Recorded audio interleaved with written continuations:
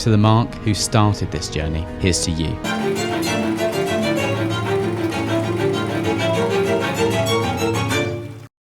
If you died tomorrow, would you die happy? That's it. 2024 is over. It's been an incredible year of growth. It's been an incredible year of firsts. A year of new things. This is what I learned. What was great, what was awful, and what you can take away to help you love your life. This was my 2024. I should introduce myself first. I'm Mark. For the last year, I've posted on Instagram and TikTok doing one thing for me every single day. Why? Because in 2023, I lost a friend. He was young, he was full of life, and it terrified me. It made me question my life. It made me question where I was going. And I had to ask myself, if I died tomorrow, could I die knowing I lived every day well with happiness? In 2023, the answer to that was no. I was waiting for life to come to me, to happen. I was so focused on a distant future that I couldn't see the days in front of me. I was missing life. So on the 29th of December 2023, on a sleepless night, thinking about my future, thinking about my now, I decided to act. I knew a big shift was needed. I needed to change my entire philosophy about life. For years, I've thought about doing things, planned it out meticulously, and then not done them. I couldn't let that happen. Not this time. So I didn't. I ran a bath and sat and decided what I would do. An hour later, about 6 a.m, high on the lack of sleep, I stepped out of my back door and hit record. Good morning. It is 7:36 a.m. on the 30th of December, and it is miserable. It's wet, it's cold, it's horrible. So what a better time to start this. The first task, cut my hair. This is all about holding me to account, holding myself to account. I don't feel like I've been living life on purpose. So I'm going to do something on purpose every day. I'm going to do a bit of exercise every morning. 365 days, 365 things to do. And in a year's time, I'm going to look back and say every single day I did something and have lived life on purpose. As soon as I got back in, I sat on the sofa and I edited the video. Once it was done, I hit post. That was it. I was accountable to nobody. No one was watching. But that theoretical person, I was accountable to them. I couldn't back down now. You collectively were holding me to account. No one was watching, of course, but it worked. The trick worked. I was hooked. But I think it's smart to say, I guess I'll just do it. I am challenging myself to live life on purpose. I learned this year in the most difficult way that you need to actively choose to live your life.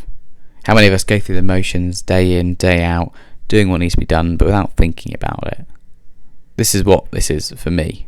Taking control of my life, living my life actively and with purpose. So every day, I'm giving myself a challenge. Something's small, something's big, but every day I'm going to do something on purpose. And I'm going to do it every single day. Welcome to the journey. But that's a task. That's a task done.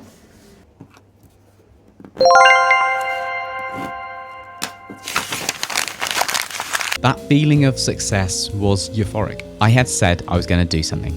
I told you, and then I did it. In the first month, that video got 61 views, but I didn't care. This wasn't about the views. It was about the purely theoretical person who might be disappointed if I didn't complete my task. I never expected that person to exist, and I never expected there to be so many of you. I'm getting ahead of myself here, so let's bring us back. Day one was done. And it was fantastic. I cut my hair and I did the thing that I set out to do. I spent the rest of the day thinking about what I would do next. What were the rules? Was a task a task? What defined it? And you'll see now why I had to take action immediately. Because I got bogged down in minutiae almost immediately. I know today, as I knew a year ago, that if I hadn't stepped out, gone for that walk, hit record, and then posted that video, we would not be here today having this conversation. I would never have bitten the bullet and done any of this. To the Mark who started this journey, here's to you. You changed your life.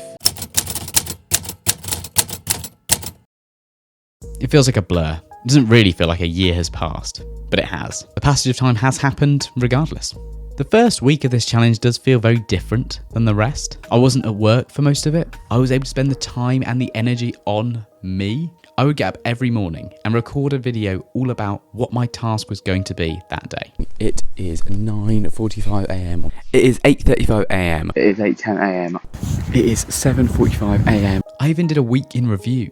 I got so much done in that first week, from cutting my hair to taking the decorations down, setting up a dehumidifier, cleaning my kitchen, getting on top of the washing up. I was on fire. I was improving my life. Day 3 is where I really forayed into something that became a bit of a staple. Something I didn't want to do. Something that it didn't make me happy to do, but it being done was good. Something I could define as being for future me. This reflection of putting future me first is something I come back to regularly, because it isn't about instant gratification every single time. Sometimes doing something that helps tomorrow, or next week, or next month, or next year, they're the most important ones, and they definitely count. But seriously, how did I have so much washing up? We can all guess. On day 4, I went back to work, and I think that's probably where the honeymoon of this challenge ended. And truth be told, I could have given up then. No one was watching. No one was holding me to account. I had maybe 150 views on Instagram total. I could have quietly stopped posting, shut the page down, moved on with my life, go back to how things were. So why didn't I? Because I knew if I didn't commit, that I could fall into a spiral, a long spiral, that I didn't know if there was a bottom to. Having lost a friend, I was really struggling, and I didn't share this with anyone, because there was nothing anyone could do. I was in my own head. He was one of the best people that I have ever had the pleasure of meeting. He was endlessly caring, enthusiastic, positive, and I'll stop now before I cry, but he was fantastic. Where we are in this story, I hadn't really processed his death, but I did recognise that his death had hit me really hard, and that I had a choice to make: to embrace the impact that his death would have on me, or try and ignore it. And initially, that's what kept me going. There are many things I want to do in my life. There are many things I could just do now that just require me to choose to do it. Things like go skiing, visit America, get into meal prepping, decorate. There are others that I know that are just about time. I want to make progression in my career. I want to save money to have kids. I want to grow old surrounded by a happy family. I cannot have those things if I don't love my life right now. That doesn't mean that I should ignore how I feel about my life at this moment, but that does mean you have to balance the short term and the long term, because you need to get to the long term first. I can't have those things if I don't love my life right now, because I won't get there. I need to keep wanting today so that tomorrow can happen. The best way of doing that? Making every day count. But ultimately, this was never about the viewers, and I'm sorry for what you're about to hear, but this was never about you. It was about me. It was about holding me accountable to do the things I needed to do to love my life again. Choosing a different path. Choosing a hopeful path. Persevering because I knew I had to. But that's where you came in. You joined me. We persevere because we know we should. January was a cold month. Cutting my hair to this length in January was a decision. Possibly, at points felt like an error, to be honest. It was too cold. I cleaned, I cooked, I set up a dehumidifier, which I am still very happy with. Shout out Miko. Not sponsored, but fantastic dehumidifier. I sharpened my knives, I gardened, I tidied, I bathed, I gamed, I walked, I cleaned, I shaved, I cleaned, I budgeted, I read, I cleaned. Honestly, quite a lot of cleaning. The house wasn't great. I was probably in a depression cycle, and it left a lot of residual muck and rubbish. Is it all gone now? No, definitely not. But are we getting there? Absolutely yes. And a lot of that is thanks to the work that I put in January 2024. Coming back to the theme I was mentioning before, a lot of this wasn't fun, but knowing that I was doing it for future me made it possible to do. I knew it was good. I knew future me would appreciate it. I was making a difference, and that mindset and that knowledge made it possible. I've probably said this about 300 times. I was unhappy with where I was in my life, and I was waiting for life to happen to me. I was just existing, waiting for life to happen. I decided it was time to take back control, something only I could do. I wanted to prove to myself that I could change my life, that I set my own destiny, that when I say I will do something, it gets done. I wanted to prove my self-worth to myself. My aim was, for 365 days, to do something for me every single day. Something that made me happy, or something that improved my life. Record it, post it. I was also proving that I could stick at something. I could get it done. And to make it easier, I put it online. So that if I failed, that failure was public. And therefore, failure wasn't an option. But what was my ultimate aim? Happiness. That's what life is about. And that was the aim. To be happy. The task, the videos, the posts, they were tools. The aim was happiness. To be content with my life every single day. But what is happiness? What does it mean? The Oxford English Dictionary will have you believe that happiness means to feel content or pleasure. But it's more than that. It's so much more than the end result. It's having the space to be happy. Intention. An aim, a plan. Intention underpins everything. There were days where I did what I would have done in 2023. There were days where I watched my favourite show. Days where I relaxed in bed. Days where I played a game. I wasn't having a good time when I did those things in 2023. So what was different? Intention. I had actively said I would do something. I had actually said why I would do it. I had set the intention of the action. It didn't merely happen. I made it happen. And when you start making things happen, that is when life changes. That sense of empowerment is incredible. And that sense of empowerment is addictive. Pause. Let's clear something up. Don't get me wrong, I still feel powerless at times. When someone does something that confuses me, when something at work doesn't go right, but having things that happen because I made them happen, that balances that out and it helps massively. Sorry, back to me. It feels good. That sense that you can do, within reason, anything that you set your mind to do, and that you will do it. That feeling is euphoric.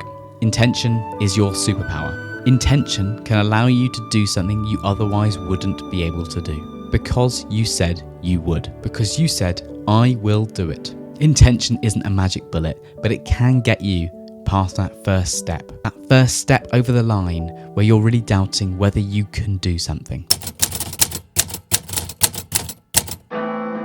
Meeting your basic needs can be tricky. Food and drink are non-negotiable requirements. So you might be confused. Why would this be something for you that's so basic? Yeah, it's basic, but it can be tricky.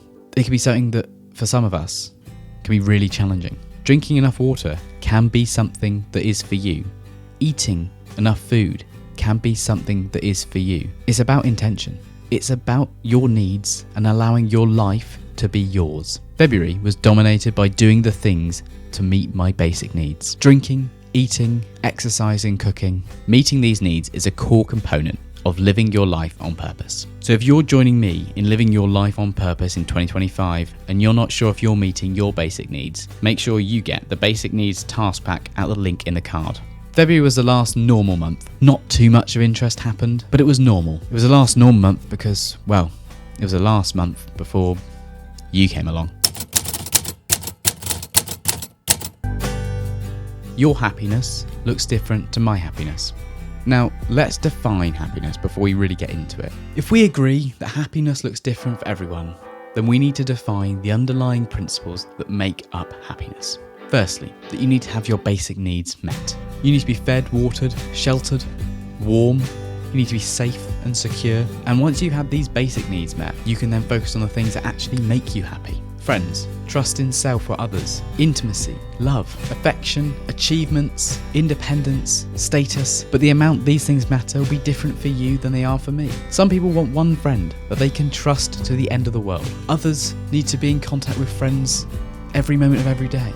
Some people need to feel status in society to feel strong and happy.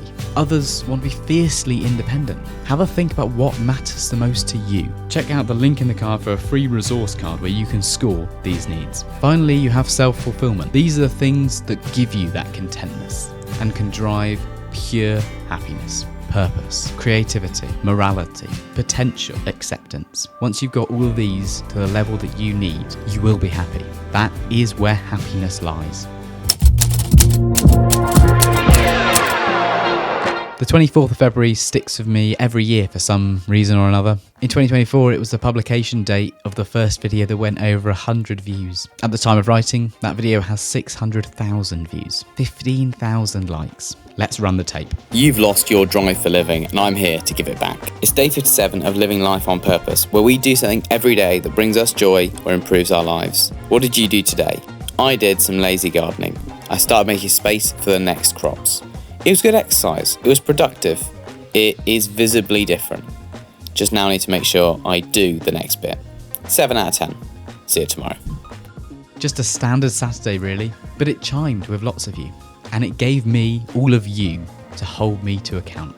I couldn't just stop. I was now living up to my name, my task accountability. The reality is it was just another Saturday, doing gardening, doing a task that I had set myself, that I had recorded and that I had posted. I never really saw this as helping others. It was about helping me, very selfishly. But how you responded changed that. Days 63 through 93 were fun. Making your favourite meal is a great way to love your life, both through the satisfaction of a task completed, getting to eat your favourite meal, or by the sheer joy of doing something you don't normally do. We celebrated my wife's birthday, started building the habit of washing my face every single day, went bowling, and all round had the best month yet. Ironically, I also had some of the worst days of the year in March. I had been told a promotion wasn't on the cards, and that if I wanted one, I should go elsewhere. Another where I buried my last grandparent, and we push on regardless. I also finally got the curtains up in the spare room. It only took me 83 days after I first set the task. And with that, another month was over. There were days where we were set back, but we kept pushing forward, because the sun will shine on us again. In the spring, I continue to garden. It's a great way of relieving stress, and it gives you a long-term thing to aim towards. Vegetables. I went to Iceland, which is, without a doubt, one of the most beautiful countries in the world. I got to see the Northern Lights, which has been on my bucket list since I was young. I fell in love with going to the gym. Shortly afterwards, realising there wasn't anywhere near me that met my needs at all. At 100 days, that's when I really started to notice my life was improving drastically. The idea of not doing something for me every day became alien. The thought of what am I actually going to do for me today was a common thought. And this was also the point where I started thinking about the reasonability of time. How much time can I put aside in a day for me? And how much of the time needs to be spent on joy and how much should be spent on improving my life? I'll take you anywhere. Summer came around like it always does. I took advantage of the weather and painted with my dad some of the fence, laying down in the sun, running and just loving the sun. I did more weeding. Gardening by this point is just part of my bread and butter. Learning and practicing a new skill can actually be fun, especially when you're trying to love your life. Give trying a new skill a go. It might be more enjoyable than when you are forced to do things at school. I also tried therapy. It was good. The tools it gave me have been helpful. If you're thinking about trying therapy, try it. See if it works for you. I joined my wife at the autism show where she gave a talk. I started to build a full morning routine. I'd read the book Atomic Habits, which changed my perception about how I could approach doing things for me every single day that were just part of my normal. Effectively, if you want to create a new habit, latch it onto something you already do. If when you wake up you make your bed, okay, great. When you're done making your bed, you're going to brush your teeth. It'll latch on and you'll be off to the races before you know it. I got to see Taylor Swift. How that was 5 months ago, I don't know, but she was fantastic. Made new meals, I washed up, I went to Switzerland. I ate snacks and then, like summer does, it ended with a cold and stormy night. Before we continue with the rest of the year, I want to quickly look at the importance of sleep with all of you. In the first 100 days, I went to London with work for a student mental health conference. Supposedly, under 25 should be getting 9 hours of sleep per night. As a 24-year-old at the time, hearing that, thinking I got 6 hours last night, was a bit of a wake-up call. So I started to track when I went to bed, when I got up, and how I felt my sleep had been. When I got a Fitbit, I also used their sleep tracking to tell me how well I'd slept. I want to explore whether there is a relationship between my sleep quality and how good my days are. So, looking at this graph, I think there's a clear and positive correlation between sleep quality and day outcome. There are some clear outliers, but I think this does demonstrate correlation. Now, is there a relationship here? I'm not sure. But I'm going to look at some other research and come back to this question. I would posit there is a relationship between my sleep quality and the quality of my day. Let's look at this soon, and if you want to be involved in this, drop me a message on our Discord. Day 213 to 300. Honestly, these days just flew by, which is why I want to draw particular attention to them. Not because we're going to look at what I specifically did, but the fact that I really don't remember these days at all. This implies to me that I wasn't really living. I was just waiting for life to happen again. I was having a good time. Not a great time, but a good time. But nothing really changed. I picked carrots, I recycled, I bathed, but it was business as usual. I wasn't living. Maybe what happened next was necessary to put a pin up my arse. But before we talk about that pin, I want to talk about the highs of the year, because there have been so many. I've already mentioned a few, but perhaps some of these can be inspiration for you as you design your 2025. Here are the top 5 tasks of 2024. At number 5 is day 158, running until I couldn't anymore. This was fab. The feeling of running, although when doing it horrible, actually the feeling of completing it feels amazing. And I'm assuming that's the chemicals running through your brain, tricking you, because I felt awful. But what a great task. At number 4, day 196, running a bath. A relaxing bath can just take the edge off any bad day, or can be a highlight for a great day. A bath is just fantastic. I cannot stress enough how good they can be. At number 3, the Northern Lights. I've already mentioned it, but they are so beautiful and so fantastic. If you get the chance to see them, do. I know they were visible this year in the UK, so if you do get to see them, they are beautiful. I'd highly recommend it, even if it's just stepping outside to take a look. And number 2, dinner club. Honestly, spending time with people you care about, cooking for them, spending time with them, sharing a laugh, it's very difficult to beat. Just talk to people, say hi, build a connection, because those times we get to spend with others, it's so special. And number 1, strange enough, making tomato sauce. It was just such a perfect task. It came at exactly the right moment and just allowed me to focus on doing something that had such a positive outcome. It tasted so good, but actually it was very cathartic to do, very easy to do, and the outcome was fantastic. So making tomato sauce was the best task of 2024. But what about the worst tasks of 2024? The ones that we don't want to repeat. When considering what tasks you're going to do so that you can love your life, you need to think about balancing the normality of everyday life combined with the mantra of your life being yours. Your tasks can't just be different from your everyday life. It can't just be something fun every single day. You're not doing that now for a reason, whether that's time, money, energy, but you can't exclusively just frame your life that you have at the moment as better and that fix it. So you need to do a bit of both. Sometimes when deciding to do something for you, you will choose to frame something as good that is frankly shit, but it won't work. And these will be the worst tasks. I know they have been for me. Not only that, but sometimes a good task comes at just the wrong time. You need a task that matches the needs you have right now. Here are the top 5 worst tasks of 2024. Setting up the computer. I don't know what got into me. I didn't use it once. It was just frustrating as an experience and I regret it. Rubbish task. Just all round, just not the right time, not the right task, just bad. And number 4, weeding. Gardening was so good throughout the year, but there was a couple of times where I did gardening and it just wasn't what I needed at that moment in time. It was draining, it was tiring, and it just wasn't good.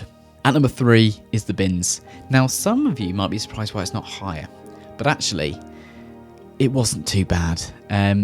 It's something that really helps me be able to improve my life, because if I don't do it, then my life gets significantly worse. It's not a great task. It's not something that I'll be looking forward to in 2025, but it's not the worst task there is. But it is just a little bit lacking in anything beyond, if I don't do this, life gets worse. Number 2, this is a surprise. It's going for a walk. This is something that actually it's been a highlight of a lot of days where I've done a walk. Some days have been saved by doing a walk. Sometimes where the energy doesn't match what I need, going for a walk is just a chore. And that makes a terrible task. If something feels like a chore and you're not enjoying it, it won't be good. Don't get me wrong, sometimes the walks were among one of the best tasks, but you've got to make sure it matches what you need at that moment. And number 1, the worst task of 2024 was renewing the garden waste. This was just awful. It was boring. It wasn't difficult. I wasn't even that happy it was done. Yeah, dreadful task. Not a task for me. Was a chore. Days 300 to 366.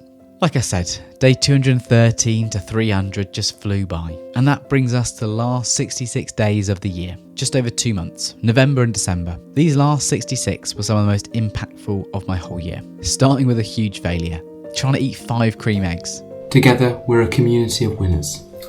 Winners in our own life, where it matters. I feel physically out of breath. Why I tried this, I'm still not sure. I think I thought it'd be really easy. It wasn't. It wasn't fun. It wasn't tasty. Anyway, from day 301, I actually started to make improvements to my life again. Something that I think was missing from the prior 100 days. I put up a mirror in the bathroom, something I said I would do from pretty much day 1 of moving into this house. I fixed the garden clippers by applying lubricant. I set up a TV that didn't constantly flicker. I sorted out the moss at the front of the house. That means I can be proud of where I live. I made my first ever tomato sauce, which was delicious. I continued to paint the fence. And I went out of my way to do things for me, which, to remind you, was the entire point of doing this. I started sorting the house to be repainted. I got back into enjoying walking. I read, I consumed media, and I quit my job. Yes, I quit my job. Haven't really mentioned this up till now, but yes, I'm currently not in employment. 2025 is where I'm going to give this a real go, supporting you to live your life for you, helping you balance your life with your commitments, so you have time to do the things that make you happy while having the resources to do it successfully. I was finding it possible to live my life for me, have the resources to do it, and produce content for you. And I wasn't living life for me, so I quit. And this is where you come in. If you're still watching this, thank you. You're already playing your part. I need to generate income to enable me to keep doing this. Producing content that I know helps people take one day at a time and helps remind people to live every day for them. So how can you help? Well, if you want to donate or become a member, that is directly helping me continue to produce this content for you. Watching this content helps me, so I can monetize these videos on YouTube. Liking, commenting, subscribing helps as well. Engage in my content so I can get sponsors. That helps pay for this to keep happening. I have a firm commitment. I will never promote something that I don't think can help. If you have other ideas about how I can generate income so I can continue to make this content for you, drop me an email. It's very nearly 2025, and perhaps when you're watching this, it is. I've got a feeling we've got great things coming. Believe in yourself. Remind yourself that you bring so much value to the world. Make sure you're following me on Instagram for daily reminders on how to live your life for you. And subscribe here to get regular encouragement on tips on how you can love your life. I'll see you in 2025.